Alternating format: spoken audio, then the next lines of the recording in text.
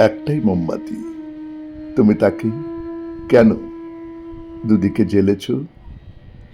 খুব অহংকারী হলে তবেই এমন কাণ্ড করা যায়। তুমি এত অহংকারী কেন?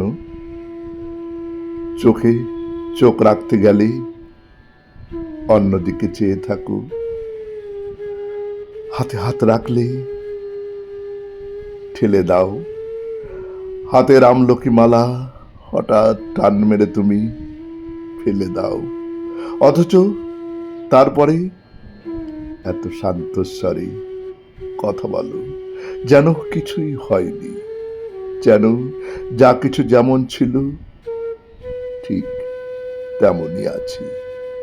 খুব অহংকারী হলে তবেই এমন কাণ্ড করা যায়, অথচ এমন কাণ্ড করবার এখনই কোনো দরকার ছিল না। অন্য কিছু না থাক, তোমার স্মৃতি ছিল, স্মৃতির ভিতরে ভুবন ভাসানো একটা নদী ছিল।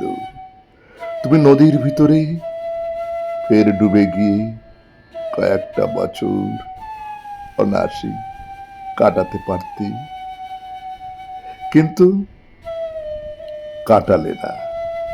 এখনই দপ করে তুমি চলে উঠলে ব্লাউজের হলুদে।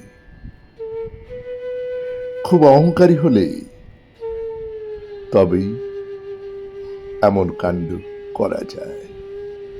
তুমি এত অহংকারী কেন?